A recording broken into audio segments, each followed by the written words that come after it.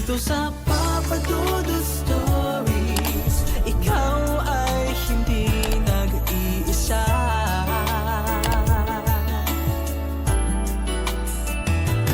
Dito sa Papa Dudut Stories, may nagmamahal sa'yo. Papa Dudut Stories,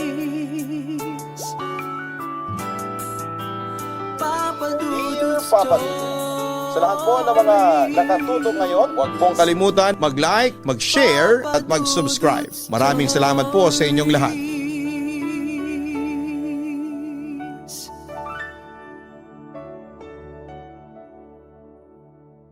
Ang utang na loob ay hindi lisensya para ikahon ng isang tao sa pagbabayad nito. Sa anumang sitwasyon o anumang panahon ay laging mas pinagpapala ang may busilak na puso. Ikaw kabarangay, minsan ka na rin bang nakaranas ng matinding panunumbat mula sa mga mahal mo sa buhay? Dear Papa Dudut, mapagpalang araw po sa iyo at sa lahat ng mga nakatutok ngayon sa inyong programa. Madalas ko pong napapakinggan ang mga kwento ninyo sa YouTube ng Barangay LS. Busy po kasi ako sa trabaho kaya hindi ko natsyempohan ang live airing ninyo sa Facebook at sa radyo. Bago ko po ibahagi ang kwento ko, hayaan niyo po munang ipakilala ko ang sarili ko. Ako po si Nieves, 40 years old na ngayon at tubong Cagayan de Oro. Nang mangyari po ang kwentong ibabahagi ko, 35 years old pa lamang ako noon at isang single mother. 10 years old na po ang anak ko ng time na yon. Mula nang ipinagbuntis ko siya hanggang sa makapanganak ay tinaguyod ko siya ng mag-isa. Minalas po kasi ako sa naging partner ko noon. Aaminin ko, nang may pagkakamali naman ako dahil naging bunga siya ng isang gabi na hindi naman dapat nangyari sa amin ang katrabaho ko. Pero hindi ko pinagsisihan na naging anak ko siya. Hindi naging madali para sa akin ang pagiging single mother, lalo na ako rin ang breadwinner sa pamilya namin. Single mother din kasi ang nanay ko noong ako pa lamang ang anak niya. Sanggol pa lamang ako nang mamatay sa TB ang tatay ko. Iginapang ni nanay ang pag-aaral ko hanggang sa makatapos ako ng kolehiyo. Pero bago pa man ako makagraduate ay nagkaroon na siya ng panibagong kinakasama, si Tito Bong. Akala ko naman noon ay makakatulong siya sa amin pero ilang taon na siyang walang trabaho at nagawa pang buntisin si nanay kaya naman nagkaroon pa ako ng 2 kapatid. Sila yung pinag-aaral ko noon. Laking pasasalamat ko na lamang dahil noong magkatrabaho ako ay mabilis lang din akong na-promote. Pero sa laki ng konsumo namin sa isang buwan ay kinukulang pa rin ang sweldo ko. Nangungupahan lang kasi kami, Papa Dudut. Ipinagpaubaya ko na kay nanay ang pag-aalaga sa anak ko para makapagtrabaho at makapag-online selling pa ako. Nakakaraos naman kami pero minsan kahit na ibibigay ko na ang lahat ay parang hindi pa rin yon sapat kay nanay, Papa Dudut.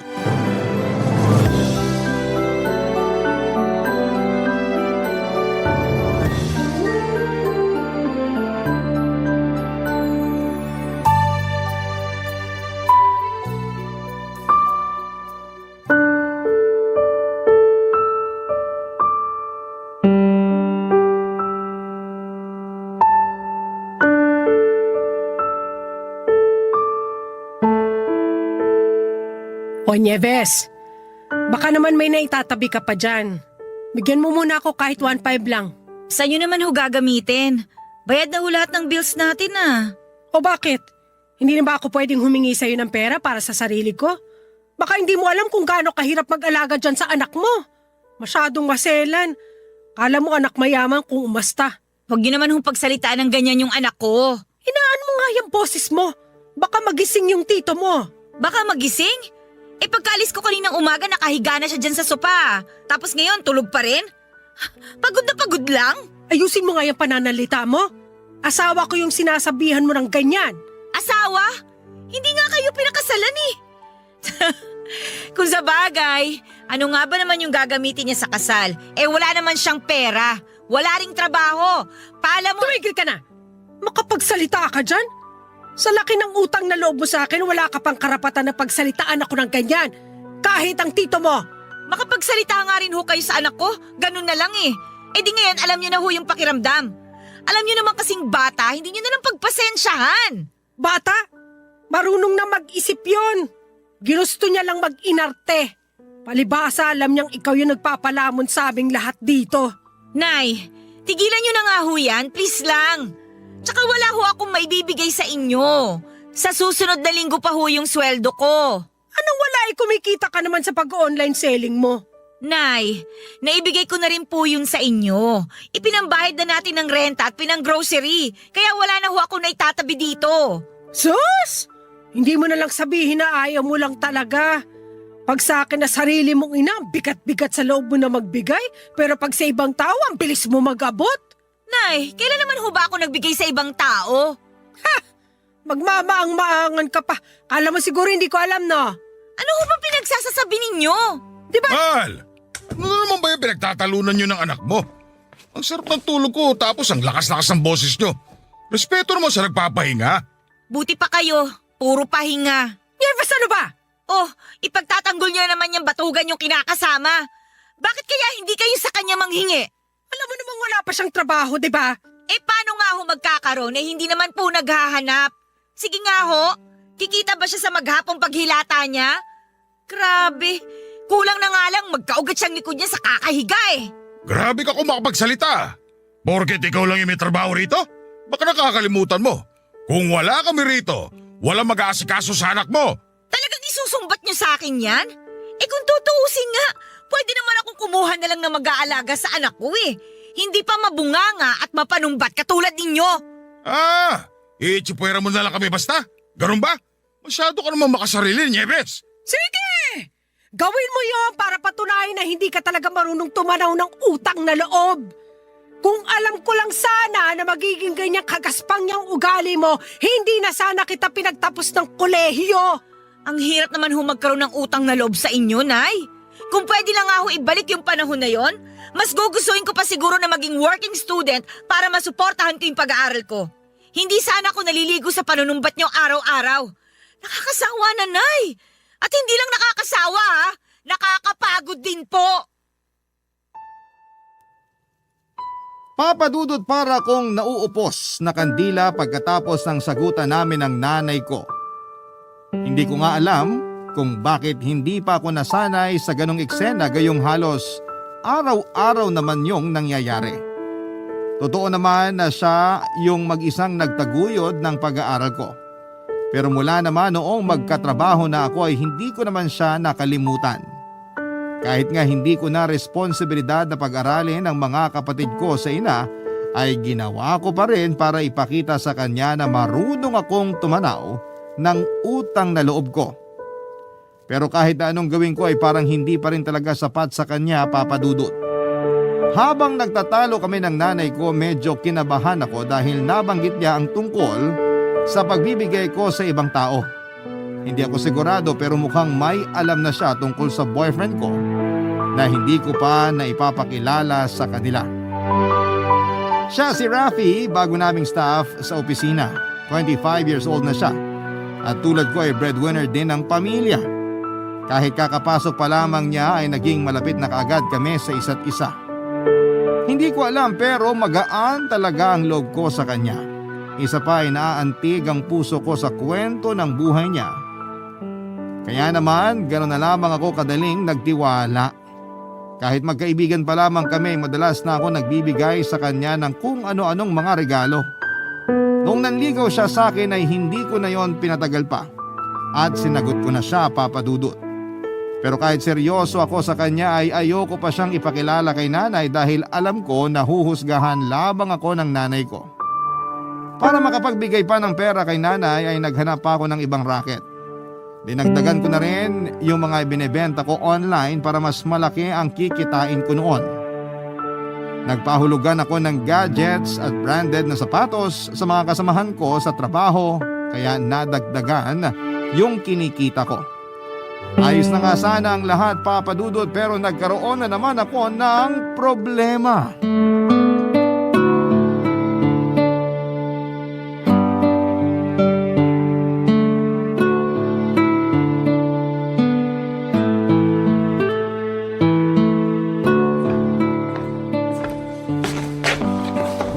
Oh, may bisita pala tayo. Hindi ko man lang nagsabi. Kumain ka na ba, iho? Hindi pa po. Naku, tamang-tama. Kaluluto ko lang ng ulam. Maupo na kayo ni Nieves. Ipaghahanda ko kayo ng pagkain. Pero teka, ano nga palang pangalan mo? Rafi po. Nay, boyfriend ko na po si Rafi. Boyfriend? Naku, inaasahan ko na yan. Dito na ho siya titira. Eh di mas maganda. Sa pag-aasawa rin naman ang punta nyo, di ba? Pansamantala lang po siya rito, Nay. Aalis din siya pag nakahanap na po siya ng trabaho at nakapagsimula na. Ano ka mo? Wala siyang trabaho? Wala pa po sa ngayon pero marami na po akong pinagpasahan ng resume. Huwag rin po kayo mag-alala. Hindi naman po ako magtatagal dito. Tsaka hindi rin po ako magiging pabigat. Kala ko pa naman may trabaho. Makaporma, kala mo mapera. Wala rin naman pala. Nay, wag naman ho kayong ganyan kay Rafi. Anong wag ganyan ang dami-dami na nga natin dito sa bahay tapos magdadagdag ka pa ng isa. Puti sana kung may trabaho para makapag-ambag naman ng kahit kaunti. Ano ho bang problema doon? Ako naman ho yung gumagastos dito, di ba? Ako rin naman nagbabayad ng renta. Tigilan mo nga ako sa kakakwenta mo. O saan mo patutulugin yung lalaking yan? Huwag mo sabihin magsisisiksik pa siya sa... Doon ho siya matutulog sa kwarto ko. Ano?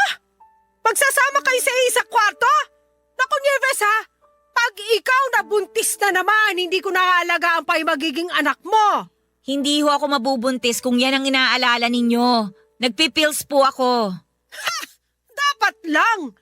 Para hindi na madagdagan ng isa pang maarte dito sa bahay. Talaga, Nay? Sisimulan nyo na naman yan? Teka, sandali. Huwag na po kayong mag-away.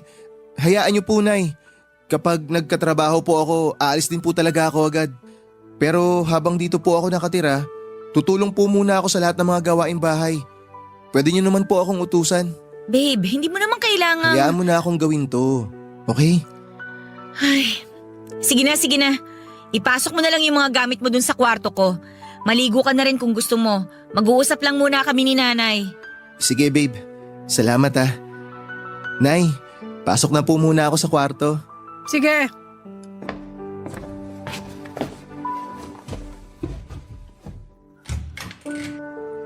Taga saan ba yung boyfriend mo na yan? Tsaka mukhang bata pa. Sigurado ka bang mahal ka talaga nun? Labas na ho kayo sa relasyon namin, Nay. Kung issue sa inyo na mas bata siya sa akin, bakit ho si Tito Bong? Mas bata naman siya sa inyo, di ba? Alam ko. Pero gusto lang kitang balaan. Hindi ko gusto yung lalaking yun. Gandang lalaki pero wala namang trabaho. Katrabaho ko siya sa opisina, Nay. Nagkaroon lang ng konting problema kaya siya umalis. Problema? Bakit? Ano bang ginawa niya? Ipinagtanggol ho niya ako dun sa isang katrabaho namin na nambastos sa akin. Ang kaso, siya yung lumabas na masama. Pero kaysa naman lumala pa yung sitwasyon, nag-resign na lang siya. Ay, hindi ko siya pwedeng pabayaan na lang. Lalo na't ako naman yung dahilan kaya siya umalis dun. Ay, naku, bahala ka nga. Basta yung suporta mo sa amin, ha? Hindi dapat magkulang yon. Opo, Nay. Papa Dudut, may isang office mate kasi kami na sinadyang hawakan ng puwet ko at sakto pa na nakita yon ni Rafi. Kaya nagkagulo sila roon. Pero dahil mas napuruhan yung nambasto sa akin at baguhan lamang si Rafi, siya ang lumabas na masama sa mga nangyari. Hindi naman siya pinatanggal sa kumpanya pero siya na mismo ang kusang umalis. Kahit inis na inis ako sa nangyari at gusto ko na rin mag-resign ay hindi ko magawa dahil promoted na ako. Nilunok ko na lamang ang pride ko para sa pamilya ko na umaasa sa akin. Ang problema dahil nga breadwinner ng pamilya si Rafi ay hindi siya pwedeng magtagal na walang trabaho. Inilihim niya sa pamilya niya ang mga nangyari. Ang totoo, ako na nga mismo ang nagalok sa kanya na sa bahay na lamang tumira para hindi na niya kailangan pang magbayad ng renta. At hindi na niya tinanggihan yon, Papa Dudut. dahil wala pa nga siyang trabaho. Nangungutang muna siya sa akin ng pinapadala niya noon sa nanay niya. Nangako naman siyang babayaran niya yon kapag nagkaroon na siya ng trabaho. Nakakatawa mang pakinggan, pero dahil sa pagmamahal ko sa kanya, ay sinagot ko lahat ng gastusin niya sa paghahanap ng trabaho. Ang kapalit naman noon ay ang pag-aasikaso niya sa akin. Yung anak ko naman ay bihira ko nang makatabi sa pagtulog dahil doon ko na ito pinatatabi kina nanay. Masaya pa rin ako noon kahit na mahirap at nakakapagod dahil 2 pamilya na ang binubuhay ko. Tanggap ng anak ko si Rafi, kaya wala na akong plano noon na hiwalayan pa siya. Pero nang malaman ng nanay ko ang tungkol sa ginagawa kong pagsustento sa pamilya ng boyfriend ko, ay muli na naman namin yung pinag-awayan, Papa Dudut. Barangay Love Stories. Barangay Love Stories. Papa Dudut, kakaibang saya ang naramdaman ko sa relasyon namin ni Rafi. Aaminin ko na magaling siya pagdating sa romansa. May pagka-wild din siya at nagustuhan ko naman yon. Parang siya po kasi yung nagbibigay ng mga bagong karanasan sa buhay ko. Pakiramdam ko noon ay napaka-espesyal ko sa kanya. Pero hindi ko rin naman maitatanggi na medyo alangan din kaming tignan. Unang-una ay dahil sa malaking agwat ng edad naming 2. 10 taon din kasi yon, Papa Dudut. Sa kabila ng agwat ng edad naming 2 ay masaya pa rin ako na si Rafi ang naging boyfriend ko. At sa sobrang pagmamahal ko sa kanya, aaminin ko na nabulagan ako noon. Lumipas ang 1 hanggang 3 buwan na wala pa ring trabaho si Rafi. Bukod pa roon ay sinasabi na rin ng nanay ko na masyado na siyang nagiging tamad sa bahay. Hindi raw kagaya nung unang linggo pa lamang niya doon na siya pa mismo ang nagkukusang maghugas ng kinainan, naglilinis ng banyo at kung ano-ano pang mga gawain. At napansin ko na rin naman yung katamaran niya dahil madalas ko siyang naaabutang nakahilata sa sofa habang kumakain ng chichirya na kalat-kalat sa sahig, pero wala siyang pakiramdam. Wala siyang pakialam kahit na makalakat or makalat sa paligid niya. Pati mga marurumi niyang damit kung saan-saan ko na lamang din napupulot. Umabot na nga po yung sitwasyon namin na hindi lang yung katamaran ni Rafi ang naging isyo sa amin. Kung ano-ano na rin kasi yung pinabibili niya sa akin noon. Mga damit, sapatos, at humihingi pa ng extra money na hindi ko naman alam kung saan niya ginagamit. Lahat ng yon ay dinadaan niya sa lambing, Papa Dudut. Kung ano-anong pinapangako niya sa akin na pinapaniwalaan ko naman. Sa madaling salita ay naging sugar mommy niya ako at nagpauto naman ako sa kanya. Hanggang sa umabot na nga kami sa isang sitwasyon, Papa Dudut, na hindi ko na napigilan ang sarili ko. Napunahin siya sa mga ginagawa niya. Napagod na rin kasi ako noon, Papa Dudut.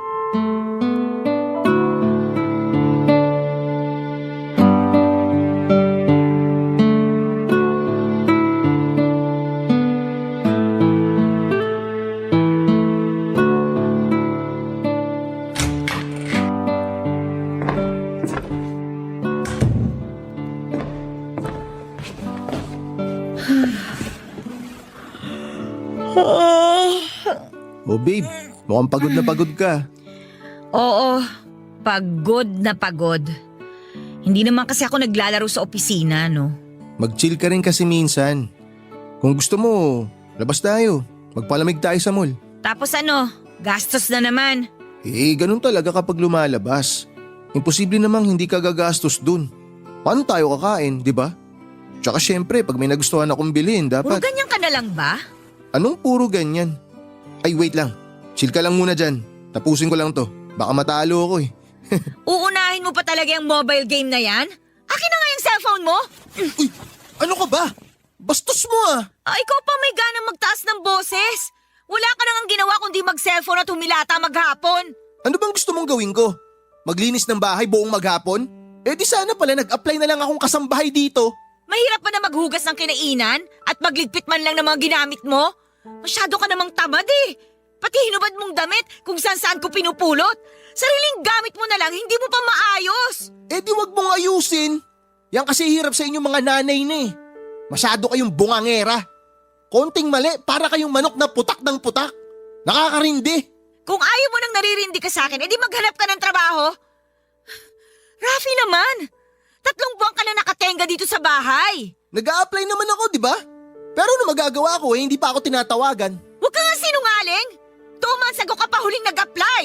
O sige, ipagpalagay nga natin na 2 months ago pa ako nag-apply. Pero nangako ka sa akin na tutulungan mo ako, di ba? O bakit ngayon nagrereklamo ka na? Ang usapan natin, tutulungan kita habang wala ka pang trabaho. Pero hindi naman ibig sabihin nun, kakarguhin na kita habang buhay.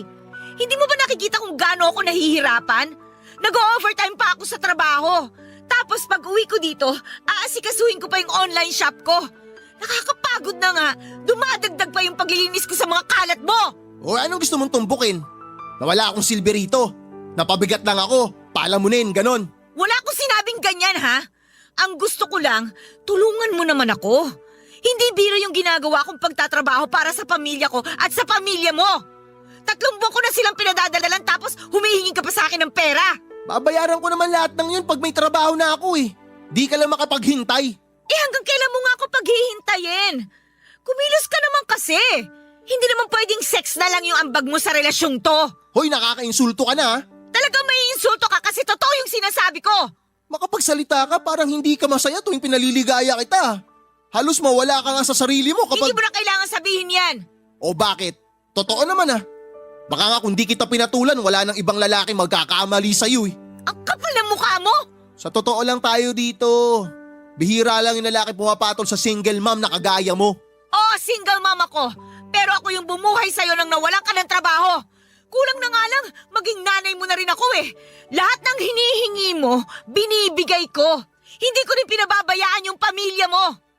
Sige nga, saan ka makakahanap ng babaeng gagawa nun para sa'yo, ha? Hindi naman ako mawawala ng trabaho kundi dahil sa'yo eh. Kaya tigilan mo yung panunumbat mo sa akin. Tsaka huwag kang mag-alala. Bukas na bukas din, maghahanap ako ng trabaho. Ilista mo lahat ng mga pinadala mo sa pamilya ko. Yung renta dito, yung kuryente, pati yung tubig na ginamit ko, pati lahat ng mga kinain ko. Babayaran ko lahat yun sa'yo pag nagkapera ako para manahimik ka na. Hindi mo naman kailangan bayaran yung renta at pagkain eh. Hindi, babayaran ko lahat. Kahit ayaw mo. Ang hirap kasi magkautang na loob sa'yo. Nakakababa ng pagkatao. Papa Dudut, hindi ako kaagad nakasagot pagkatapos ng binitawang salita ni Rafi. Bigla akong nanghina ng mga sandaling yon. Parang gusto ko na lamang nalamunin ako ng lupa dahil sa panunumbat na ginawa ko sa kanya. Alam ko na may karapatan naman akong manumbat dahil naging tamad na siya at masyado nang dumedepende sa akin. Pero hindi ko naisip na nainsulto ko na pala ang pagkatao niya. Pagkatapos ng sagutan namin ay sinuyo ko si Rafi at humingi ako ng paumanhin sa mga nasabi ko. Nag-usap kami ng maayos at nangako naman siya na maghahanap na ulit siya ng trabaho. Para makabawi ay tinulungan niya ako sa pag-aasikaso ng mga paninda ko sa online shop ko. Iniwasan na rin niya ang magkalat gaya ng nirereklamo ko sa kanya. Siya na rin yung madalas na nagluluto, Papa Dudut. Alam ko naman kung gaano niya sinusubukan na patunayan ang sarili niya kaya tuwing humihingi siya ng pera ay hindi na ako tumatanggi pa. Kadalasan naman ay 500 o 1,000 lang ang hinihingi niya kaya hindi gaanong kabigat. Akala ko naman ay okay na kay nanay na unti-unti nang nagbabago itong si Rafi. Hindi ko na nga lang sana papansinin noon yung mga sinasabi niya dahil sanay na ako sa pagiging bungangera niya. Pero Papa Dudut, may nasabi si nanay na nagpapitik sa akin bigla.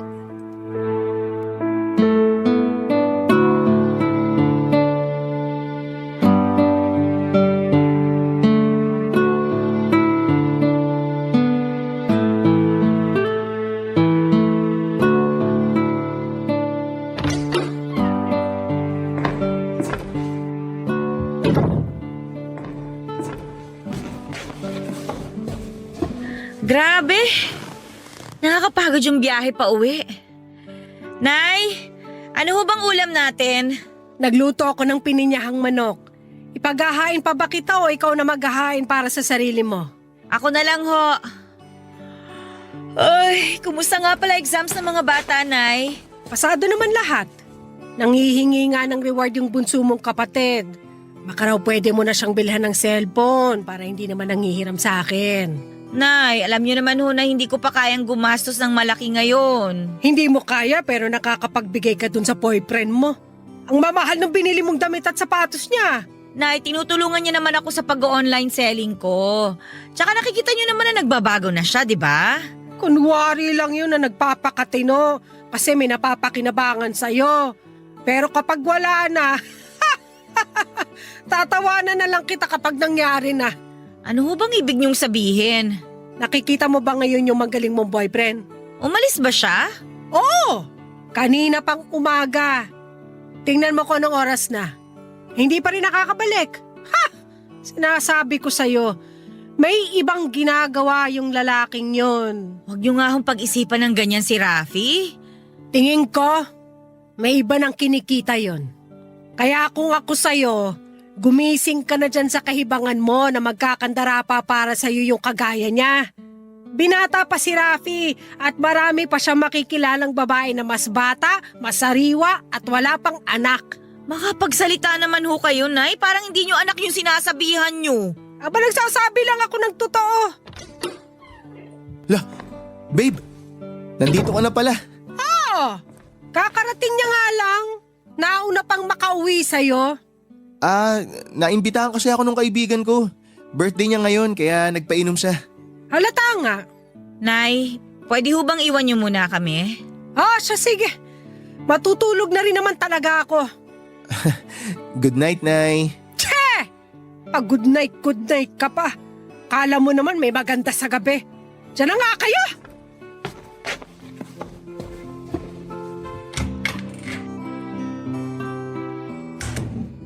Sungit talaga ng nanay mo, no? Sa bagay, ganun ata talaga kapag menopause na. Bakit hindi ka nagpaalam na may lakad ka pala ngayon? At talagang uminom ka pa, ha? Alam mo ba kung ilang taon na ako? Hindi yung edad mo ang pinag-uusapan dito. Alam ko. Pero sa edad kong to, hindi ko na kailangan magpaalam kahit kanino. Magulang ko nga, di ako pinagbabawalan eh. Pero sana man lang, sinabi mo sa akin kung saan ka pupunta. Hindi naman kita pagbabawalan, Di mo nga ako pinagbabawalan pero nag-aaway naman tayo tuwing uuwi ako. Kaya mas mabuti nang di mo alam. Gaya ngayon, na-surprise ka. Isip bata ka talaga, no? Bata naman talaga tingin mo sa akin eh. Di mo nga ako pinagkakatiwalaan kahit sa ganitong lakad lang. Ikaw lang yung nag-iisip niyan. Ang sa akin lang naman, ipaalam mo sa akin kung saan ka pupunta. Para hindi ako magtaka na wala ka rito. Kung di pa sinabi ni nanay hindi ko pa malalaman na umalis ka pala. Ano pa bang ipinuputok ng butsi mo? Nandito na ako. Nakauwi na ako. Mga kaibigan mo lang ba talaga yung kasama mo? Ayun. Nasabi mo rin yung gusto mong tumbukin kanina pa. Iniisip mo may kasama akong babae? Di tanungin mo yung mga kaibigan ko kung wala kang tiwala sa akin. Wag na. Hindi rin naman magsasabi ng totoong mga yon. Ay, dami mo sinasabi. Alam mo, bahala ka. Isipin mo kung ano gusto mong isipin. Basta ako, matutulog na ako. Malalaman ko rin kung nagsasabi ka nga ng totoo. Papadudot kahit madalas kaming magkaaway ni nanay, ay naniwala ako sa sinabi niya na may ibang ginagawa si Rafi. Hindi kami nag-usap ng boyfriend ko ng gabing yon hanggang kinabukasan. Nagkausap lamang kami ulit noong kailangan na namang magpadala ng pera para sa pamilya niya. Sa pagkakataong yun ay parang ang bigat-bigat na para sa akin na maglabas ng pera. Bukod kasi sa 5,000 na ipinadala ko sa nanay niya, ay humingi pa siya ng 2,000 sa akin. Ang sabi niya ay gagamitin niya raw sa pag-a-apply niya. At noong mga sumunod na araw ay napansin ko na napapadala sa talaga ang paglabas ni Rafi. Kapag nasa bahay naman ay nahuhuli ko siyang pangiti-ngiti habang nagtatype sa cellphone niya. Makalipas ang 1 pang buwan ay natapos na rin ang pagiging tambay ni Rafi. Medyo nalungkot nga ako noon dahil alam ko na kapag may pera na siya ay aalis na siya sa bahay. Nasanay na rin kasi ako noon na magkasama kami sa isang bubong. Yung tipong hindi na namin miss ang isa't isa dahil pag uwi ko naman ay nando na siya. Pero nagkamali ako. After 2 months mula noong magkatrabaho ulit siya ay hindi pa rin siya umalis sa bahay. Pero halos hindi na kami nagkikita. Kadalasan ay madaling araw na siyang umuuwi at kung ano-anong dahilan na lamang ang sinasabi niya sa akin, Papa Dudut. Dahil doon ay mas talong lumakas ang hinala ko na may ibang babae na nga siyang kinikita ng mga panahong yon, Papa Dudut. Barangay Love Stories. Barangay Love Stories. Papa Dudut, magaling magtago ng kalokohan si Rafi. Kahit na nakikialam ako sa cellphone niya ay wala akong nakikitang kakaiba. Pero ang ipinagtataka ko lamang ay lagi naman siyang naka-online. Pero noong tingnan ko ang messenger niya, 3 months ago pa yung latest conversation doon. Napaisip tuloy ako bigla. Bukod sa napapadalas na paglabas-labas ni Rafi ay unti-unti na ring nagbago ang pakikitungo niya sa akin. Parang bigla na lamang siyang nanlamig. Sinadya na rin niya noon na umuwi ng 10 oras ng gabi dahil alam niyang maaga na akong natutulog. Siya na kasi ang nagpapadala sa nanay niya kaya hindi ko na kailangang magdoble kayod ng time na yon. Pinagsabihan na ako ng nanay ko nang tumagal pa si Rafi sa bahay tapos ay hindi naman siya nakikihati sa renta at sa konsumo namin. Sa pagkakaalam ko ay umabot ng 20,000 ang sinasahod ni Rafi pero inuutangan pa rin niya ako. Gaya ng dati, dinadaan na lamang niya sa lambing ang tungkol sa pera ang pinag-uusapan. Hanggang isang araw, Papa Dudut, ay may nasabi sa akin si Tito Bong tungkol kay Rafi.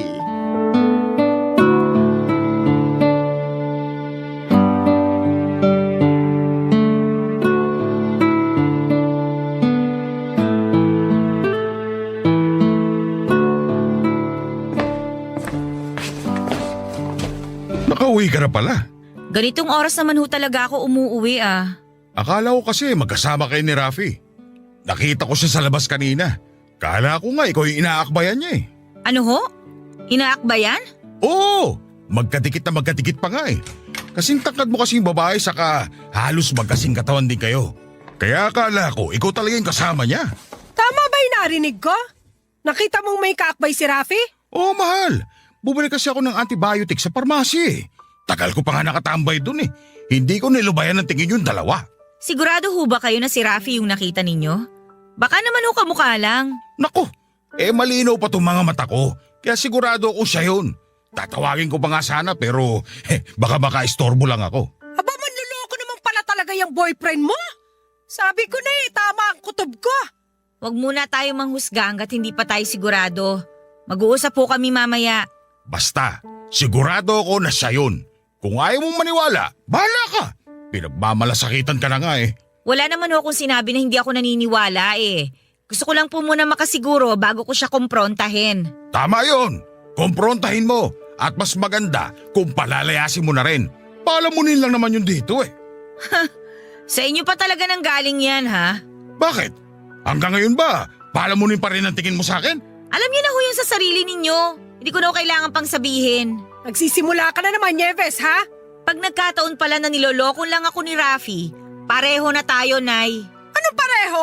Hindi pa ho ba halata? Pareho tayong alipin ng pagmamahal. Pareho tayong uto-uto. Hoy! Wag mo nga ako igaya sa'yo. Mas tanga ka kumpara sa akin. Huwag yun na nga akong itanggi. Halata na nga eh. Kasi nandiyan na sa tabi niyo yung patunay na naging uto-uto rin kayo. Kaibahan nga lang, mas matagal yung sa inyo.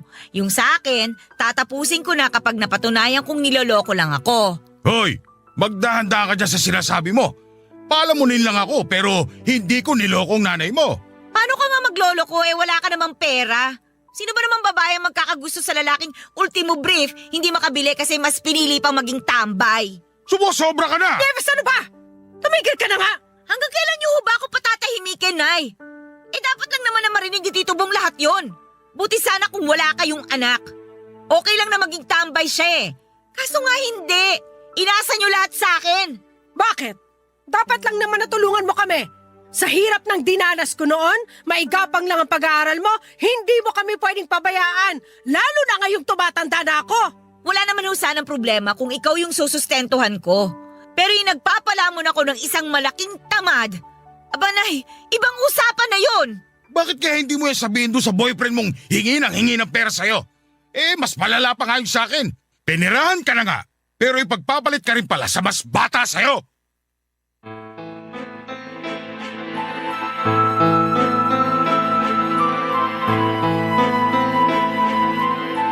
Papa Dudut, sa kabila ng mga masasakit na salitang binitawan ko kina nanay at tito mo, ako pa rin noon ang talo.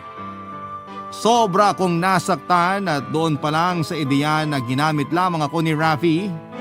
Paniwalang paniwala kasi ako na mahal ako ng boyfriend ko. Hindi ko nakita yung posibilidad na niloloko lamang ako ng taong minahal ko ng sobra.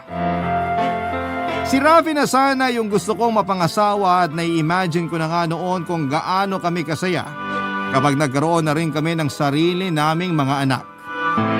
Pero nasira lahat ng yon dahil sa mga sinabi ni Tito. Kahit galit ako sa kanya at naiirita ako sa mga katamaran niya, aaminin ko na naniwala din ako sa mga sinabi niya. Mahirap tanggapin kaya pinipilit ko pa rin ang sarili ko noon na baka kamag-anak lamang ni Rafi yung kasama niya noong makita siya ni Tito Bong. Umasa ako na mali yung iniisip ko. At para masagot lahat ng tanong sa isipan ko, hindi na ako nag-aksaya pa ng panahon. Noong araw ding yon ay hinintay ko nang makauwi si Rafi at sa tagal kong naghintay, Papa Dudut, mas lalo lang lumakas ang kutob ko. Na tama nga ang naiisip ko noon, Papa Dudut.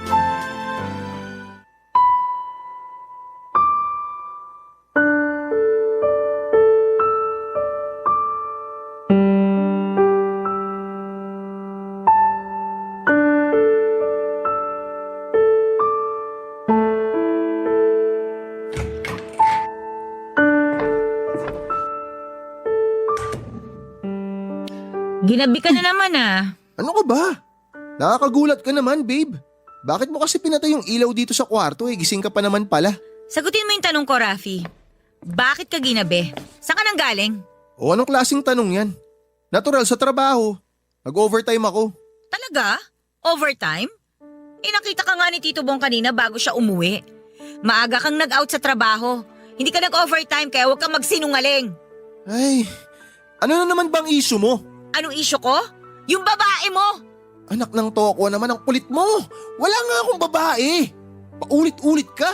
Utang na loob, Rafi. Umamin ka na. May nakakita na nga sa'yo, tatanggi mo pa? PDA pa kayo, ha? Napakalandi mo talaga.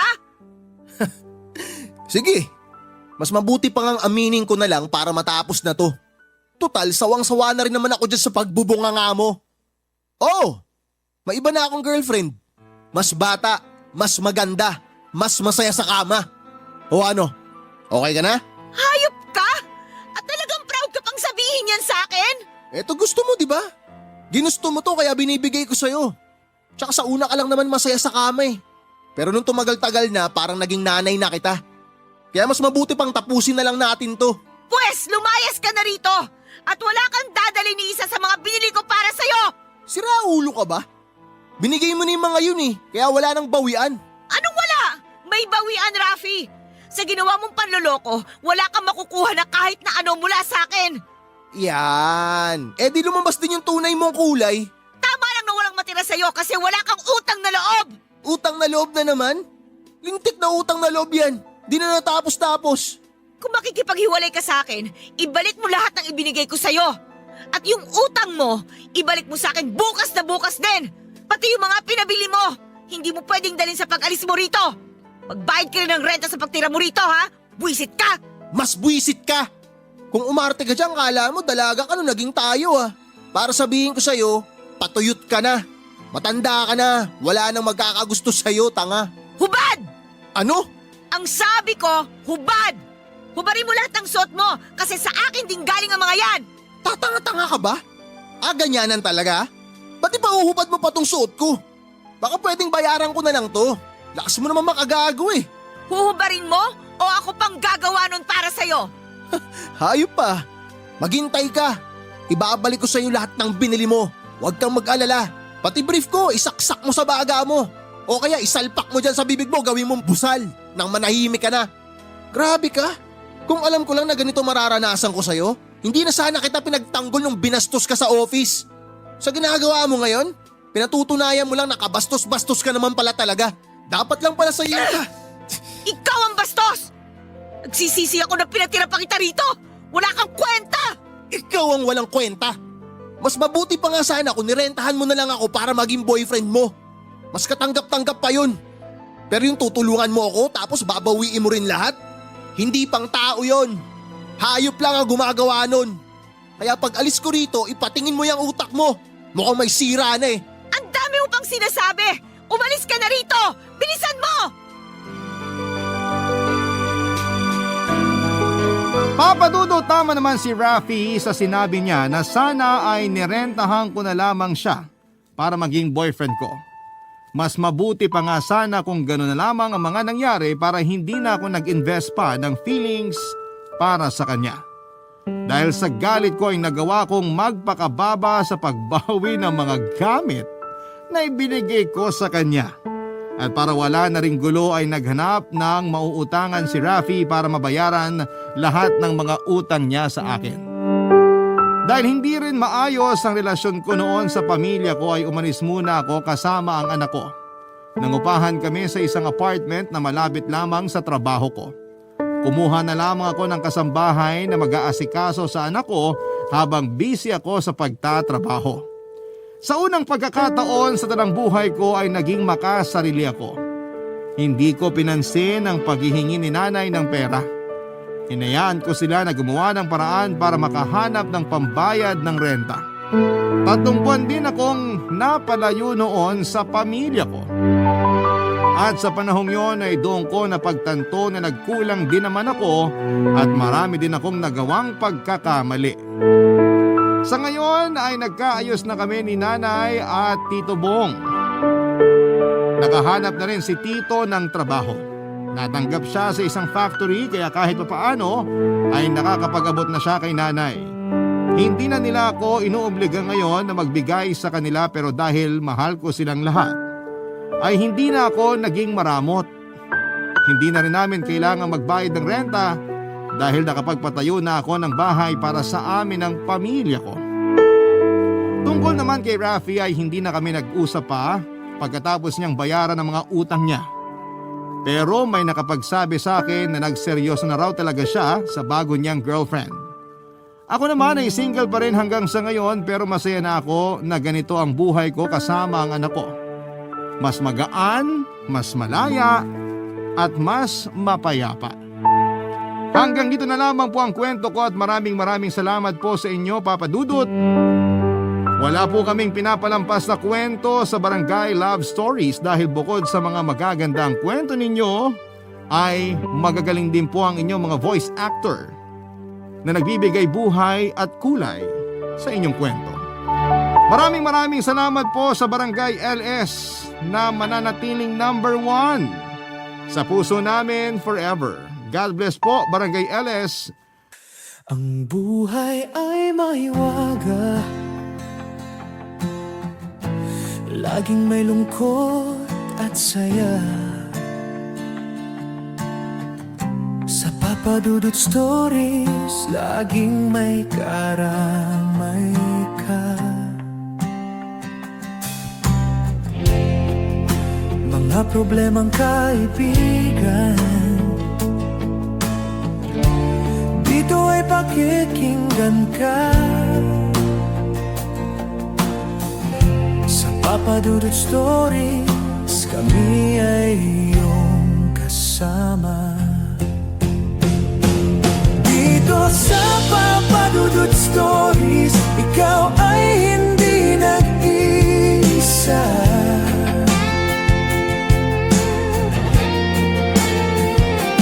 Dito sa Papa Dudut Stories, may nagmamahal sa'yo.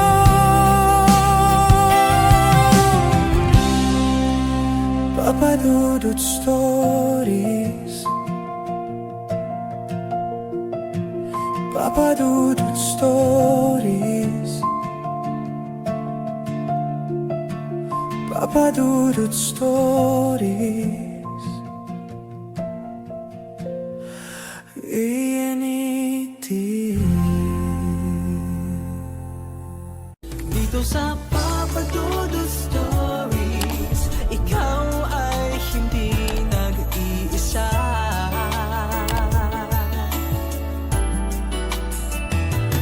Dito sa Papa Dudut Stories, may nagmamahal sa'yo.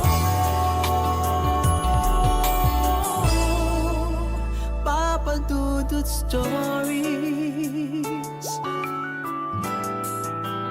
Papa Dudut Papa Dudut. Sa lahat po ng mga nakatutok ngayon, huwag pong kalimutan mag-like, mag-share at mag-subscribe. Maraming salamat po sa inyong lahat.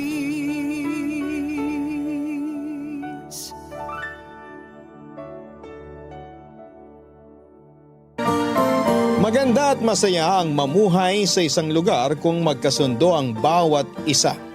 Subalit may pagkakataon na hindi maiwasan ang mga hidwaan na madalas ay nauuwi sa hindi magandang samahan. Ikaw, kabarangay, ano ang estado ng puso at pakikisama mo sa mga tao sa lugar ninyo? Dear Papa Dudut, magandang tanghali po sa lahat ng mga kabarangay natin na nakikinig ngayon. Ako po si Prince, taga Bulacan po ako at dito na ako lumaki, Papa Dudut. Pero sa kasalukuyan ay dito na ako sa Quezon City nakatira. Palagi po akong nakikinig sa inyo kaya naisipan ko na rin na sumulat sa inyo. Gusto kong i-share sa inyo at sa ating mga kabarangay ang experience ko. Kapulutan sana ng aral ang mga nagawa kong pagkakamali at mga desisyon sa buhay na pinagsisihan ko ng sobra ngayon. Uulitin ko, nagsisisi na talaga ako. Kaya ngayon itong pagsulat ko sa inyo ang paraan ko para sabihin sa mga taong nagawan ko ng pagkakamali na kahit na hindi nila ako mapapatawad ay kinikilala ko ang kamalian ko. Gusto kong simulan ang kwento ko noong 4th year high school pa lamang ako.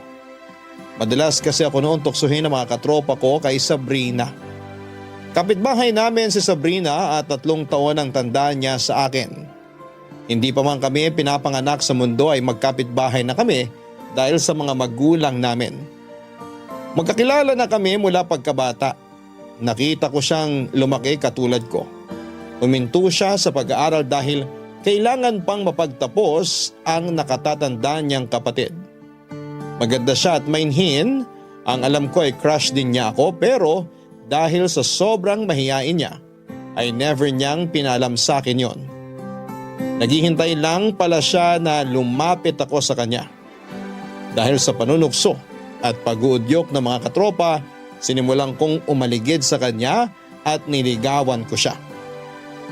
Noong una ay hindi siya naniwala sa akin at akala niya ay nasa face lamang ito ng pagiging binata ko at hindi pa ako seryoso sa nararamdaman ko. Para sa kanya ay hindi ko na pinag-isipan ang lahat. Pero sinabi ko sa kanya na kahit may gatas pa ako sa labi ay alam kong gusto ko na siya na maging girlfriend. Kaya patuloy lamang ako sa panliligaw ko sa kanya at noong 18 years old na ako, si Sabrina ang naging first girlfriend ko.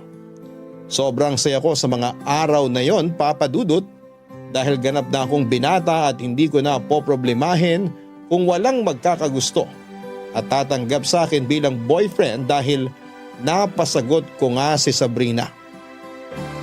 Nainggit sa akin ang iba kong barkada na mas nauna pa raw akong magka-girlfriend kesa sa kanila. Puro kasi panunukso ang alam nila kaya naunahan ko silang magkaroon ng love life. Ako naman ay gusto kong seryosohin ang relationship namin ni Sabrina. At gusto kong may mangyari sa aming dalawa dahil curious ako kung ano ang feeling na gawin yung maging iisa na ang 2 taong nagmamahalan. May ilang ulit din akong nag-attempt na yayain niyang ibigay ang sarili niya sa akin. Pero nabigo ako. Ayaw niya dahil natatakot siyang gawin namin yon. Pero noong matapos na ako ng high school ay dumating ang isang gabi na isinuko na rin niya ang pagkababae niya sa akin, Papa Dudut.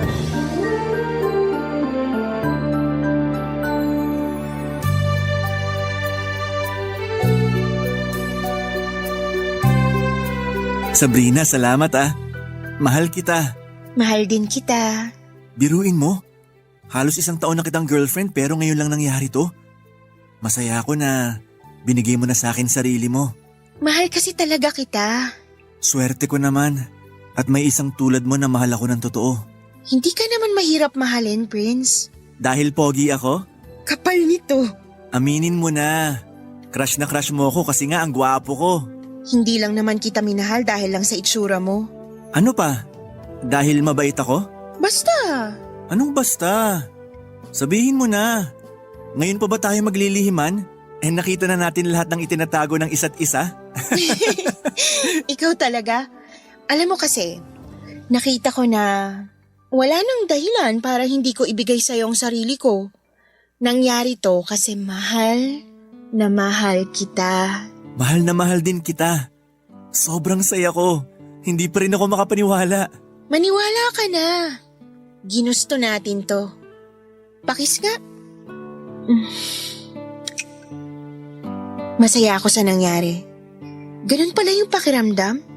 Nung una, hindi ko na-enjoy kasi nag-aalala ako sa pwede mangyari pero habang tumatagal, ikaw at ang pagmamahal natin sa isa't isa na lang yung iniisip ko. Ako rin naman. Natakot ako nung umpisa pero napalitan lahat ng saya. Lalo na nung hindi mo talaga tinanggal yung mga mata mo kakatitig sa akin. Ang gwapo mo kasi. Ako lang to. Di sinabi mo rin. Pakipot ka pa kanina. Oo na. Maganda ka, kaya bagay tayo. Kung magkakaanak tayo, sure akong gwapo't maganda. Huy!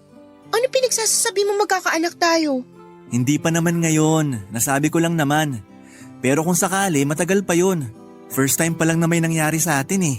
Pero baka nga mabuntis ako. Paano kung mabuntis ako? Hindi ka naman gumamit ng protection kanina. Hindi ko naman alam na mauuwi sa ganito. Napapayag ka, kaya hindi ako handa. Hindi ako nakapagdala ng kapote. Hayaan na natin, nagkabiglaan eh. Tsaka, ginusto ko rin naman to. Yun naman pala eh. Kaya relax ka lang. Parang, ngayon pa lang ako nahihimasmasan matapos ang lahat ng nangyari. Prince, sana lang talaga hindi ako mabuntis. Paano kung mabuntis nga ako, Prince? Pananagutan naman kita kung sakali. Hindi naman yan yung inaalala ko. Alam kong mahal mo ko at kaya mo kong ipaglaban sa mga magulang mo pero pareho tayong wala pang natatapos. Paano na pag-aaral natin? Paano na yung future natin? Hindi naman tayo mayaman. Kailangan nating makatapos. Ayoko mabuntis. Hindi yan. Huwag mo na kasing isipin. Kinakabahan ako. Ayoko pa talagang mabuntis eh. Huwag ka na mag-overthink. Natatakot lang ako. Ang isipin mo, mahal natin ang isa't isa. Huwag mong isipin na mabubuntis ka. Kanina lang ang saya natin tapos ngayon umiiyak ka na. Masaya naman ako eh. Kinakabahan lang talaga ako na baka mabuntis ako. Sige na, tahan na. Mahal kita. Mahal din kita. Ipangako mo sa akin na hindi mo ako iiwan ah. Pangako, hinding-hindi kita iiwan.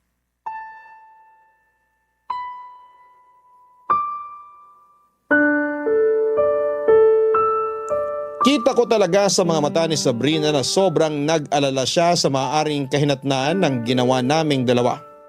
Pero wala namang nangyari. Hindi siya nabuntis. Kaya nagkaroon ulit kami ng lakas ng loob para gawin ulit yon ng maraming beses. Hanggang sa nabuntis ko na pala siya bago kami naghiwalay. Dahil may nanliligaw sa kanya na ibang lalaki. Nagpaliwanag siya na umaaligid lang yung lalaki pero ako pa rin ang mahal niya. Nang malaman naming buntis si Sabrina ay doon na kami natauhan. Wala nang atrasan. Nakabuo kami ng isang buhay na nasa sinapupunan niya. Nabuo ang sanggol na yon dahil sa pagmamahalan naming dalawa. Hindi namin yon ipinaalam sa iba kahit sa mga magulang namin pero nalaman pa rin nila ang tungkol doon. Hindi naman maitatanggi ang pagbabago sa tiyan ni Sabrina. Sobrang kaba na nararamdaman namin. Natatakot kami na hindi na kami makapag-aral at matatali na kami sa pagiging mag-asawa at hahanap ng paraan para buhayin ang aming anak. Kinausap ako ng mga magulang ni Sabrina at nangako akong pananagutan ko ang anak nila. Pero nang nalaman yon ng magulang ko ay pinagalitan ako, Papa Dudut. Sobrang sakit para kay mama na malaman niyang nakabuntis ako. Na parang lahat ng pangarap niya sa akin ay biglang nawasak na dahil sa kagagawan ko. Sabi ko naman sa kanya na magsisikap ako para sa sarili ko at sa pamilya ko. Pero hindi yun ang gusto ni mama na mangyari sa akin. Bata pa raw ako at bunga ng pagiging immature ko ang nangyari sa aming dalawa ni Sabrina. Kapag si mama na ang nagsasalita ay parang walang lumalabas sa bibig ko. Malakas ang personality ng mama ko at pakiramdam niya, parating tama ang mga sinasabi at pinapaniwalaan niya. Kaya bilang anak niya, siya lang dapat ang paniniwalaan ko dahil nga mas marami siyang karanasan sa buhay. Papunta pa lamang ako ay pabalik na siya at tapos na niyang ma-experience ang mga mai-experience ko pa lamang. May nasasabi talaga si mama sa lahat ng bagay. Sinabihan niya ako na papuntahin si Sabrina sa bahay at gusto niyang kausapin kaming dalawa. Kahit takot si Sabrina ay nilakasan niya ang loob niya para lang sa paghaharap na yon, Papa Dudut.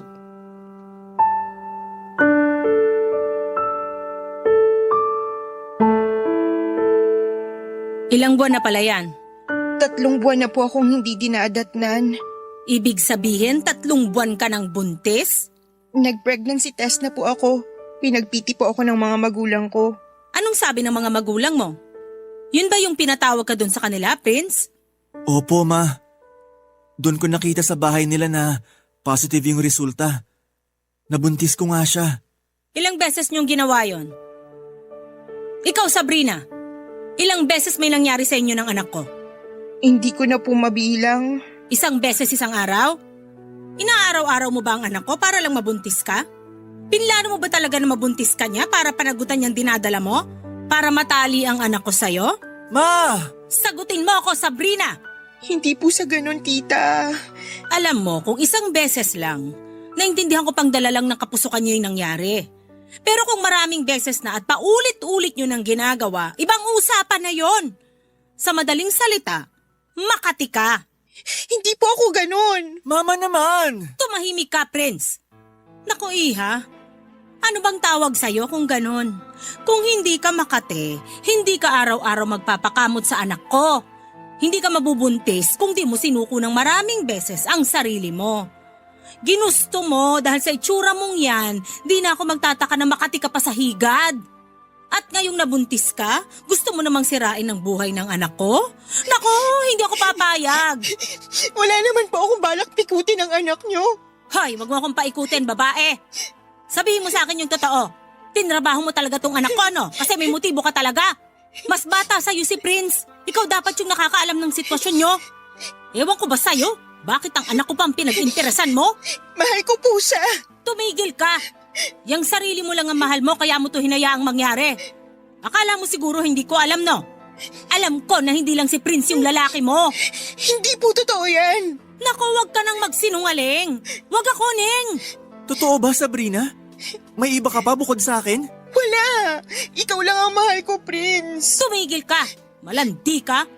At ngayong nabuntis ka na ng kung sino, kay Prince mo gustong ipasaloy ang kakirihan mo? Kapal din ang apog mo, no? Wala po akong ibang lalaki. Si Prince lang po talaga. Hindi si Prince ang ama ng dinadala mo. Sigurado ako. Kaya hindi pwedeng panagutan ni Prince yan. Malandi kang babae. Hindi papasayang kasinungalingan mo sa akin. Huwag mong sirain ang buhay ng anak ko dahil marami akong pangarap para sa kanya. At hindi kasama doon ang maging tatay ng bastarda mong anak. Grabe naman kayo kung makapagsalita. Anong grabe ron? Hindi grabe ang magsabi ng totoo. Ikaw yung grabe. Hindi ka lang malandi. Sinungaling ka pa. Hindi ako sinungaling. Binuntis ako ng anak nyo. Yun ang totoo. Hindi nyo naman kailangan dustahin ang pagkatao ko dahil lang hindi kayo naniniwala. Parang hindi kayo babae ah. Sabrina, huwag kang umalis! Ang kapal na mukha mo, Prince. Hayop ka. Bahagang puntot mo. Sabrina, sandali! Prince, huwag mo na siyang sundan. Pero ma! Sa akin ka maniwala. Hindi ka lalabas ng bahay para sundan siya. Naintindihan mo?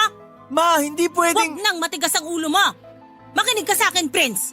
At huwag na huwag mong susuwayin tong sasabihin ko sa'yo. Ayoko nang makikipagkita ka sa babaeng yon. Naintindihan mo? Naiintindihan mo? Opo.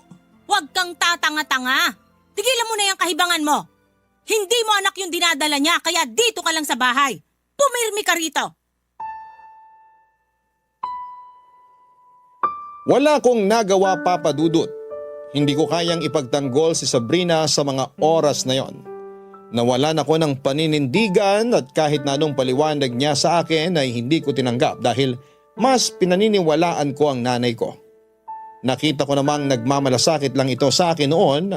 Naniwala ako na niloloko lang ako ni Sabrina at hindi naman sa akin ang batang dinadala niya dahil may iba pang lalaki sa buhay niya. Isang matinding away ang nangyari sa mga magulang namin. Magkapitbahay nga kami pero parang nagkaroon ng mataas na pader sa pagitan namin. Hindi na kami nagpapansinan at halos hilingin na namin noon na kusa na lamang mapunta sa magkabilang lugar ang tinitirhan namin. Nasaktan ako ng husto sa paghihiwalay namin ni Sabrina, Papa Dudut. Mahal ko siya pero hindi pala sa akin ang batang dinadala niya. Dapat lang na hindi ko siya ipaglaban dahil pinagtaksilan niya ako. Naisip niya siguro na kaya niya akong i-manipulate dahil mas matanda siya sa akin. Mabuti na lamang at may magulang pa rin ako na handang punahin ang lahat ng ginagawa ko noon. Pero pagkatapos ng hindi namin pagkakaunawaan ni Sabrina, ay may nalaman ako na nakapagpabago ng isip ko tungkol sa kanya, Papa Dudut. Barangay Love Stories. Barangay Love Stories.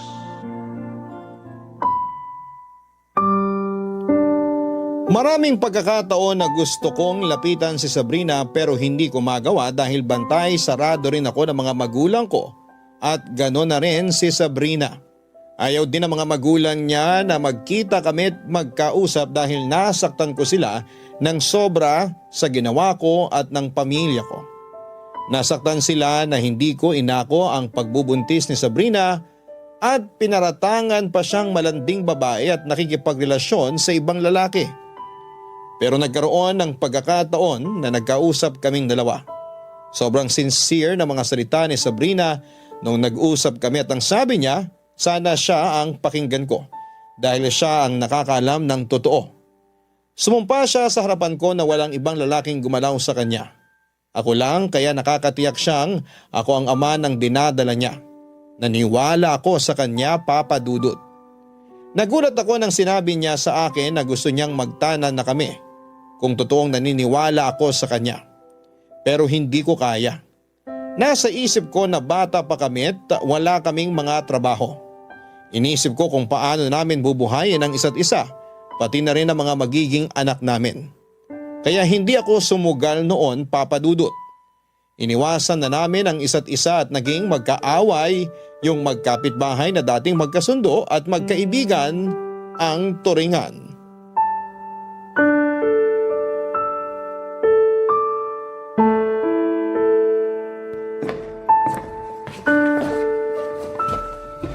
Prince, Ma? tatakas ka na naman, no? Ma, gusto ko pong puntahan si Sabrina. Bakit? Nangangati na naman ba yung babaeng yon dahil nakapanganak na siya? Huwag mo sabihin gusto mong kamutin. Ma, hindi naman po ganon. O ano? Dahil sa bata, ganun ba? Opo, gusto ko makita ang anak ko. Nahihibang ka ba? Hindi ka lalabas ng bahay. Ma, gusto ko makita ang anak naming dalawa. Anak ko yung bata. Hindi mo anak yon. Anak yun ay ibang lalaki na sinabay niya habang kayo pa. Kahit ano pang sabihin nyo, anak ko yung ipinanganak niya. Tumigil ka. Wala kang alam. Nakita ko sa pictures na pinadala sa akin ng tropa ko. Kamukha ko yung bata, Ma. Kaya anak ko siya. Kamukha ko siya nung bata pa ako. Naniwala ka kagad sa picture? Anak, lahat naman ng bata parang magkakamuka. Kaya tigilan mo na yung katangahan mo na yan. Ma, anak ko yung anak ni Sabrina. Paano ka nakakasiguro? May pambayad ka ba ng DNA test ng bata? Sige, ipagpalagay nating mapapa-DNA test mo yung bata. Kaya mo bang magpalaki ng anak? May pera ka ba? May trabaho ka ba? Mag-isip-isip ka? Nakokonsensya ako, Ma. Tumigil ka! Anong konsensya? Ang dapat mong gawin, mag-aral ka ng mabuti. Hindi ang gusto mong akuin yung isang responsibilidad na alam mong hindi mo pa kaya. Hindi mo pa kayang maging ama. Makinig ka sa akin! Kung di ka titigil sa pag-iyak mong bobo ka, di sige, puntahan mo si Sabrina. Puntahan mo yung kapitbahay nating inanakan mo. Sa oras na lumabas ka, wag ka nang babalik. Nakatakas ka na nga sa responsibilidad, gusto mo pa talagang balikan at akuin? Kahit isipin pa ng ibang tao na ang sama-sama kong ina, wala akong pakialam. Kapakanan mo ang iniisip ko. Naintindihan mo ba? Ma! Umayos ka! Tumigil ka sa paggawa. Para kang bata, Prince! Huwag ka nang gagawa ng bagay na pagsisisihan mo.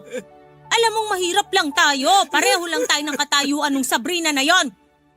Kung ipapagpatuloy mo ang pakikipagrelasyon sa kanya, saan kayo pupulutin? Pareho kayong walang trabaho, hindi nakapagtapos ng pag-aaral. Sa tingin mo magiging maganda ang buhay mo sa kanya? Pero kasi, Ma! Wala nang pero. Tapos na ang usapang to. Igagapang ka namin ng tatay mo para makapagtapos. Yun ang pagtuunan mo ng pansin. Hindi yung bata na hindi naman iyo. Huwag mo nang isipin pa si Sabrina at yung anak niya. Di ba't sinabi naman ng mga magulang niya na kaya nilang buhayin yung bata? O di sila na. Kaya huwag ka na mag-alala. Hayaan mo na silang mamroblema. Paano kung dumating yung araw na kamuhian ako ng anak ko dahil sa ginawa ko sa kanya? Dami mong alam? Ano bang akala mo? Bida ka sa isang teleserye? Gumising ka nga sa kahibangan mo? Wala ka sa teleserye, totoong buhay to. Ang kailangan dito, diskarte, hindi drama. Anong makukuha mo dyan sa pag-iyak-iyak mo? Kaya sikapin mo na magtapos. Kailangan mo makapagtapos ng college. Makakuha ka ng matinong trabaho at magkaroon ng magandang buhay. Para kahit ikaw man lang makaalis sa ganitong buhay. Huwag mo na kaming isipin ng tatay mo. Ang importante, gumanda ang buhay mo. Naiintindihan mo ba ako? Opo. Sige na, matulog ka na.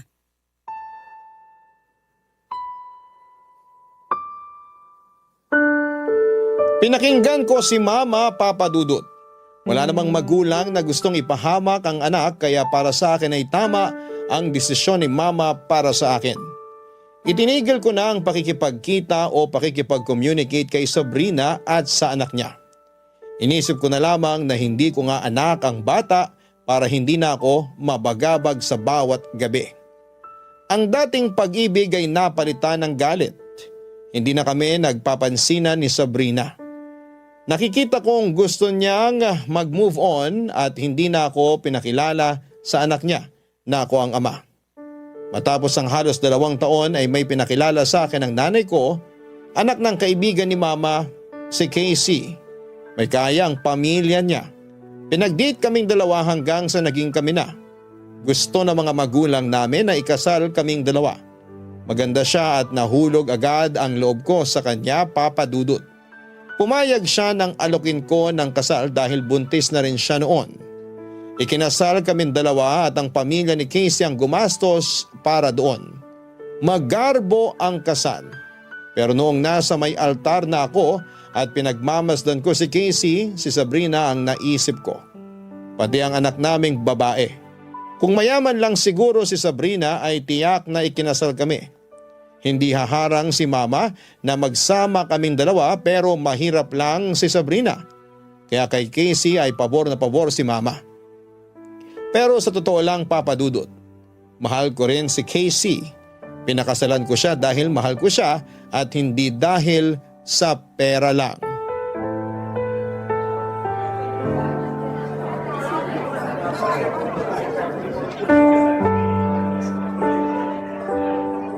Sobrang saya ko, mahal. Kurutin mo nga ako. Parang nananaginip lang ako. Casey, hindi mo na kailangan pang kurutin. Eto, hahalikan na lang kita. Mwah! Lahat ng to hindi pa naginip. Kasal na tayong 2, mahal. Asawa na kita. Magiging magulang na tayo soon. Sana maging maayos yung panganganak ko. Kinakabahan na talaga ako. Ano ka ba? Huwag kang kabahan. Kaya mo. Nandito lang ako. Hindi kita iiwan. Babantayan kita, pangako yan. Thank you, Prince. Ako dapat magpasalamat sa'yo. Tsaka sa totoo lang nahihiya ako. Kasi itong kasal natin, pamilya mong gumastos sa lahat. Pero kung tutuusin, kami dapat ang sumagot nito kasi ako yung lalaki. Huwag mo nang isipin yon. Kapag naging engineer ka na at meron ng sapat na ipon, pakasal tayo ulit. Ikaw na ang gumastos sa pangalawang kasal natin na yon. Pwede. Pakakasalan kita at ako na gagastos sa lahat. Aasahan ko yan, mahal. Pero ngayon, magsaya muna tayo sa kasal natin.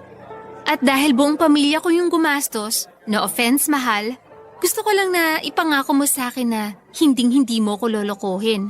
Oo naman, hinding-hindi kita sasaktan. Ikaw lang at ang magiging anak natin ang mamahalin ko. Panghahawakan ko yan. Alam mo naman na hindi rin maalis sa isip ko yung dati mong girlfriend. Yung kapitbahay nyo, may anak pa kayo. Mahal, hindi ko anak yun. Hindi ako ang tatay ng bata. Huwag ka na mag-isip ng kung ano. Casey, tama ang anak ko. Faithful sa'yo si Prince at wala sa kalingkingan mo yung Sabrina na yon. Gusto niya lang na may managot sa ginawa niyang kalandian sa mga lalaki. Kala niya yata mauuto niya ang anak ko. Pero nagkamali siya dahil alam ko yung mga pinaggagawa niya. Sawsawan ng bayan yung babaeng yon. Please, wag mo na siyang isipin para hindi masira yung moment nyo. Kasal nyo ni Prince ngayon. Dapat ang pagbuo ng pamilya nyo ang pinag-uusapan nyo. Tama po kayo, ma. Ayan, makinig kayo sa akin. At kung manggugulo na naman yung babaeng yon, ako mismo ang haharap sa kanya.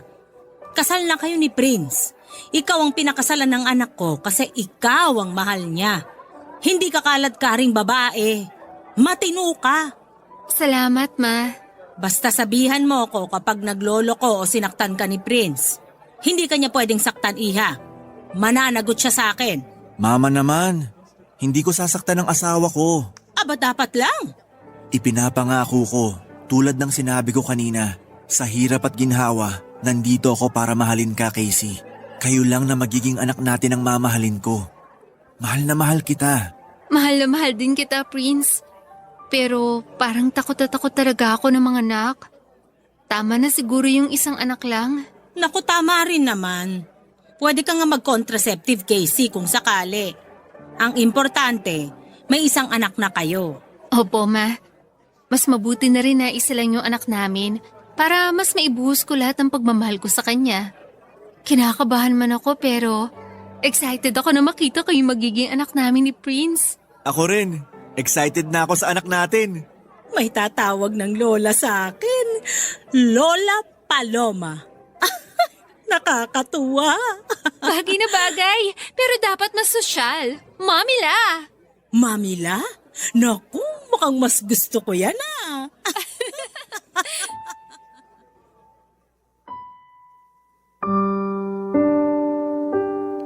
Papadudot mahal ko si Casey. Nagpakasal ako sa kanya hindi dahil sa katayuan ng buhay. Totoo pong mahal ko siya pero nang panahon na yon, masakit sa akin ang ginawa kong pagdideny sa anak namin ni Sabrina. Dahil parang nakikita ko noon ang sarili ko sa bata habang lumalaki ito. Nagsinungaling lang ako sa harap ni Casey para iparamdam sa kanya na totoo ang pagmamahal ko.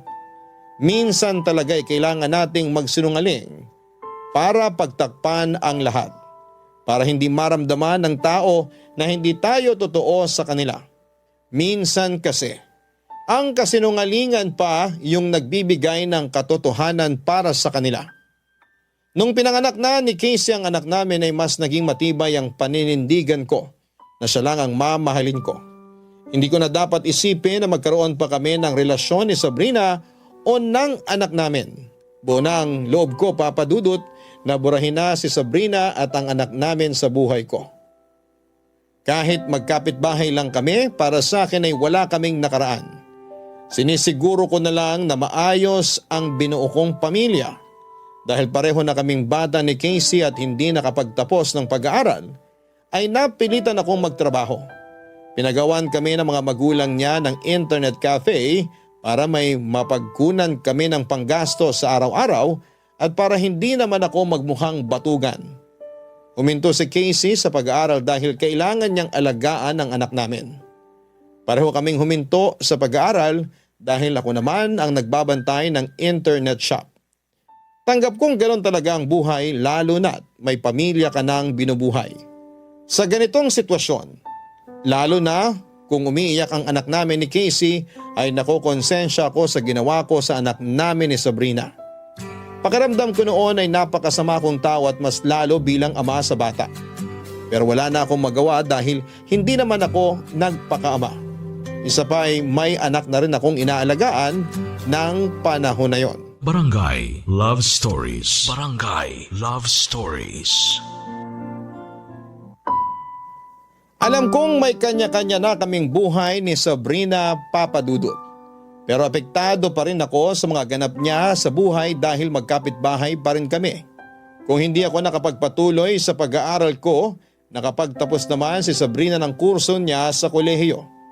Naging malusog ang aming anak na hindi ako kinilalang ama. At ang mas masakit pa ay nakikita ko pa noon kung paano makipaglambingan ang anak ko sa abogado niyang boyfriend. Parang sila ang magama at feeling ko na dapat ako ang lumalambing sa bata. Ayaw ko mang isipin pero nagsiselos ako. Sa pagsasama namin ni Casey walang araw na hindi kami nag-aaway. Nagsiselo siya tuwing may pagkakataong nahuhuli niya ako na tumitingin kay Sabrina. Kahit na hindi naman yon sinasadya. Hindi naman niya tinatanggap kahit na anong paliwanag ko. Inuulit niya sa akin na ang pamilya niya ang nagpapakain sa amin, ang nagbigay ng pagkakakitaan namin. Pero pinagtatrabahuhan ko naman. Hindi naman ako batugan na humihilata lang. Hindi ako ganon papadudot. Pero masakit kapag galing mismo sa bibig niya na parang ginagamit ko siya at ang pamilya niya para lamang sa pera. Dahil kung pera-pera lang talaga sana ay humanap na lamang ako ng babae na mayaman talaga para hihilata na lamang ako. Kung si Sabrina kaya ang ipinaglaban ko, baka ibang naging buhay ko dahil sa pagkakaalam ko ay maraming pangarap si Sabrina para sa aming dalawa. Sabi niya sa akin na kapag maipanganak niya ang anak namin ay gusto niyang bumalik sa pag-aaral para kapag nakapagtapos siya ay kaya naming suportahan ang pag-aaral ng mga anak namin. Nagawa ni Sabrina ang makapagtapos. Pero ako ay parang kandilang nawawala ng apoy para mangarap lalo na't araw-araw na lamang akong inaaway ni Casey.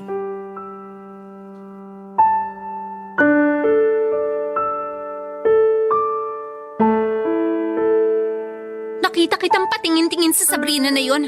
Hanggang ngayon ba, mahal mo pa rin siya? Ano ka ba naman? Wala na si Sabrina sa buhay ko. May kanya-kanya na kaming buhay. Tigilan mo na yan. Hindi! Nararamdaman ko may pagtingin ka pa rin sa kanya. Pwede ba, Casey? May anak na tayo. Kasal na tayo. Tapos yan pa rin ang iniisip mo? Pwede bang future na lang natin ang isipin mo? Future? Anong maibibigay mong future sa anak natin, ha? Nagtatrabaho ako. Hindi naman ako nakatunganga lang dito ah. Ako yung nagbabantay ng internet shop. Hindi ba yung trabaho para sa'yo? Kontento ka na lang ba sa ganyan? Ano pa bang gusto mong gawin ko? Binabantayan ko rin ang anak natin. Hindi ko naman kayo binababayaan. Ayoko na ng ganitong buhay. Bakit pa kasi kita pinakasalan eh? Prince, Casey, pwede bang wag na kayong mag-away? Natatakot na tong bata sa pag-aaway nyo. Ma, pwede ba lumabas muna kayo? Doon yun na sa labas ng kwarto patulugin yung bata. Prince, ayusin nyo to. Wag naman kayong mag-away araw-araw. Ma, ano ba? Lumabas na muna kayo! O siya, eto, lalabas na. Pero maayos kayong mag-asawa. Tigilan nyo na yung pag-aaway. Anong plano mo? Hihiwalayin mo ako, ganun ba? Pagod na ako. Hindi ito ang buhay na pinangarap ko. Wala akong tinatago sa'yo. Wala kaming tinago sa'yo, Casey. Alam mo naman, alam ng pamilya mo na hindi kami mayaman. Hindi ako nagkunwari sa'yo. Alam ko yun. Kasalanan ko rin na naniniwala ako magbabagong buhay mo dahil sa tulong ng parents ko. Pero hindi eh. Forever na yata tayong ganito. Oo na! Forever na tayong ganito. Forever na akong ganito. Nagbabantay sa internet shop, walang natapos, walang future. Ganito na ako. Okay ka na? Hindi ako okay. Ayoko ng ganito. Anong ayaw? Gusto mo nga akong hiwalayan. Bakit? Hindi ba ito naman yung gusto mo? Para maakit mo na yung Sabrina na yon at maging kayo ulit? Nakapagtapos na siya ng pag-aaral, pwede na siyang tanggapin ng mama mo. Bakit mo ako sinampal? Ang kapal na mukha mo. Masakit bang marinig yung totoo? Casey, sorry. Hindi ko sinasadya. Huwag mo akong hawakan! Sorry, mahal. Huwag mo akong hawakan! Ilang beses mo na ako sinaktan, Prince! Ilang beses mo pa akong kaisaktan, ha? Kasalanan mo naman eh. Ano? Ako? Ang kapal talaga ng mukha mong hayop ka! Siguro nga mali lang talaga yung naramdaman ko sa'yo noon. Sana talaga hindi na kita pinakasalan! Kung alam ko lang na magiging impyerno yung buhay ko ngayon kasama ka, hindi na sana kita pinakasalan! Kung ganito rin naman, na araw-araw mong ipapamukha sa akin na wala akong kwenta, na wala akong mararating sa buhay kasi mahirap lang ako at di rin nakapagtapos sa pag-aaral. Sana nga, hindi na kita pinakasalan! Ayoko na! Hindi na ako masaya! Hindi ako naging masaya sa'yo! Ano? Tama ba yung narinig ko na maghihiwalay kayo? Opo, hindi ko na po kaya makisama sa anak nyo. Wala na ngang may pagmamalaki. Nananakit pa ng babae. Casey! Prince! Ano ba naman kayo? Huwag kayong maghiwalay. Tama na, ma. Kung ayaw na ni Casey, titigilan na tong kagaguhan na to. Ayoko na rin. Tama lang na maghiwalay na kaming dalawa. Dahil sawang-sawa na ako sa bunganga niya. Tuluyang kaming naghiwalay ni Casey Papadudut. Isinama niya ang anak namin, pinasara din ng mga magulang niya ang internet cafe at ibinenta ang lahat ng computers. Nawalan ako ng hanap buhay at parang nawalan na rin ako ng buhay. Hindi ko na rin nakikita si Sabrina dahil lumipat ito ng tirahan dahil sa kanyang trabaho. Ang anak naman namin ni Sabrina ay naiwan sa bahay nila. Kapag may pagkakataon ay nilalapitan ko ang bata pero ayaw nitong lumapit sa akin. Lalo na nang makita ko ng lola nito. Galit pa rin sila sa akin at ayaw nilang lapitan ko ang anak ko. Walang araw na hindi ako pinagsasabihan ng nanay ko na mali ang ginawa kong pakikipaghiwalay kay Casey. Para siyang sirang plaka na ayaw ko ng pakinggan. Hanggang sa dumating ang araw na nakita ko si Sabrina. Gusto ko siyang makausap noon para pag-usapan ang lahat ng nangyari sa amin. Pati na rin ang mga kasalanan at pagkukulang ko sa kanilang mag-ina. Kaya nang magkaroon ako ng pagkakataon noon na makausap siya ay hindi ko na yon pinalampas pa. May parte pa rin kasi sa akin na gusto kong magkabalikan kaming dalawa. Lalo na't wala ng pag-asa ang relasyon namin ni Casey Papadudut. Sabrina, hintayin mo ako. Huwag mo naman akong deadmahin. Prince, pwede ba wag mo na akong lapitan? Sabrina, mahal pa rin kita. Hindi ko kailangan yan. Hindi ko kailangan yung pagmamahal mo. Kapag di mo ba ako tinigilan, hindi lang sampal yung aabuti mo sa akin. Sabrina naman, nagmamakaawa ako. Mahal pa rin kita. Hindi mo ba naririnig yung mga pinagsasasabi mo? Nakakaya sa mga taong nakakarinig sa mga kasinungalingan mo. Sabrina, totoo. Mahal kita. Balikan mo na ako. Wala na kami ni Casey. Hindi ka na talaga natuto. Hindi mo ako mahal at mas lalong hindi mo mahal yung anak ko. Sarili mo lang yung mahalaga sa'yo. Kung noon, kaya mo pa akong utuin, pwes hindi na ngayon. Matagal na akong nagising sa bangungot na yon. Bigyan mo ako ng second chance, please. Hindi ka ba nakakaintindi? Wala nang chance. Tapos na tayo. Aaminin ko, minahal kita noon. Kaya nga binigay ko sa yung sarili ko ng paulit-ulit hanggang mabuntis mo ko. Pero mali na minahal kita kasi di mo deserve yun. Nagkamali ako. Si mama kasi... Huwag mo nga siyang isali sa usapan. Alam kong ayaw ng nanay mo sa akin kasi ayaw niya sa kauri niya, sa isang pobreng tulad ko. Taas din ang tingin ng nanay mo sa sarili niya, no? Nakakatawa. Meron pala talagang pobreng mata pobre. Kapal ng mukha niyong dalawa. Pero nagising na ako. Hindi na niya ako kayang diktahan. Prince, huli na ang lahat. Wala nang second chance para sa atin at may boyfriend na ako. At kahit nagkataon na wala akong boyfriend, hindi na ako papatol sa'yo. Hindi ako papatol sa isang lalaking may asawa na. Hindi pa ako ganun kadesperada para magpakatanga sa isang katulad mo. Wala na. Wala na kami ni Casey. Wala na nga. Pero kasal pa rin kayo. At pwede ba, hindi ka ganun kagwapo para magpakababa ako at piliing makasama ka? Mahal ako ng boyfriend ko. Bukod sa matinong tao siya, tanggap niya ako at yung nakaraan ko. At magpapakasal na kami. Ha? Magpapakasal na kayo? Oo, nakakabingi ba yon? Kasi kapag mahal mo, pahahalagahan mo. Pakakasalan mo. Yun sana gusto ko mangyari sa atin nun eh. Pero buti na lang hindi mo ako pinanindigan. Mas maayos na lalaki yung pakakasalan ko, hindi tulad mo. Tingnan mo nga yung sarili mo. Mukha kang kawawa. Mukha kang miserable. Sabrina naman, patawarin mo ko. Pero tama ka. Kasalanan ko kung bakit miserable ako. Kung bakit miserable ang buhay ko. Inutil ako. Masama akong tao. Wala akong paninindigan. Sige na, ayoko na marinig yung drama mo. Umalis ka na dyan. Tumabi ka. Huwag kang humarang sa daraanan ko. Pwede pa ba tayo maging magkaibigan tulad ng dati? Bobo ka ba kausap? Yan ang napapala mo sa nanay mong pobreng mata pobre. Nawalan na ng sustansya yung utak mo. Nakakatawa na tatanungin mo pa kung pwede tayo maging magkaibigan. Tanga, sinira mo ang lahat sa atin. Hindi naman pwede na pagkatapos mo sirain yung pagkatao ko, gugustuhin ko pa rin na tanggapin ka bilang kaibigan. Hindi ako kagaya mong tanga. Tsaka pwede ba, wag na wag ka nang lalapit sa akin. Sa amin ang anak ko. Wala ka ng karapatan sa kanya. Sabrina! Simula ngayon, wag mo nang ipapakita yung pagmumukha mo sa akin ha. Kahit anino mo, ayoko na makita. Mabubuhay ako na wala ka.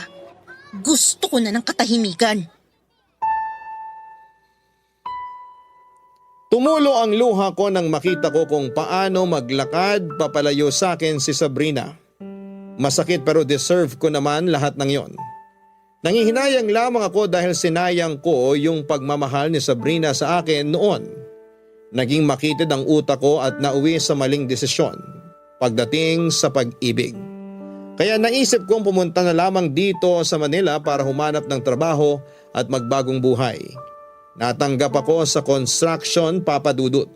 Gusto kong makaipon at magpatuloy sa pag-aaral. Gusto kong magbigay ng sustento sa mga anak ko pag nakatapos na ako ng pag-aaral. Gusto ko silang pag-aralin gamit ang sarili kong pera. Papa Dudut, gusto ko talaga na kapag lumaki na ang mga anak ko ay hindi sila makapag-asawa ng tulad ko. Sana'y makatagpo sila ng matino at kaya silang ipaglaban. Hindi tulad ko na isang duwag at sa ngayon ay hindi na ako tumitingin sa babae. Ayaw ko nang makasakit pa at makasira pa ng buhay. Nabalitaan ko, Papa Dudut, na kinasal na si Sabrina sa boyfriend niya. Masaya ako na naging maganda ang buhay nilang mag-ina. Si Casey naman ay may kinakasama ng ibang lalaki at mabuti naman ang naging kalagayan ng anak ko sa kanila. Sana sa lahat ng mga nakikinig sa kwento ko, lalo na sa mga lalaki dyan, huwag niyo pong gayahin ang ginawa ko. Kapag hindi pa kayo ready, huwag na huwag munang galawin ang isang babae at huwag kayong pumasok sa isang sitwasyon na ikakasira ng buhay ninyo. Dahil nasa huli talaga ang pagsisisi. Hanggang dito na lamang po ang kwento ko, Papa Dudut. Maraming salamat po sa mga kabarangay na nakikinig. Maraming salamat din sa Barangay LS 97.1 sa pagkakataon na may tampok ang kwento ng aking pag-ibig, buhay at pag-asa sa nangungunang Barangay Love Stories. Ang inyong forever kapuso at kabarangay, Prince. Ang buhay ay mahiwaga, laging may lungkot at saya. Sa Papa Dudut Stories, laging may karamay ka.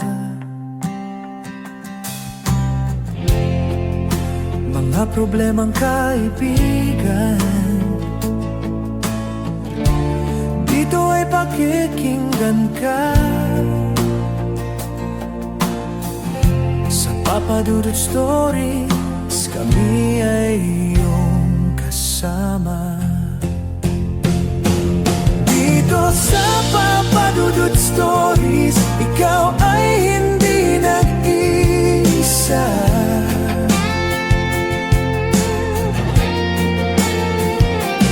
Dito sa Papa Dudut Stories, may nagmamahal sa'yo.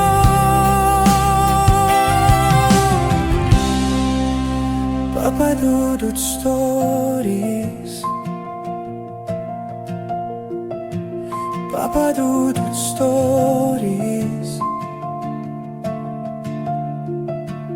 Papa Dudut Stories.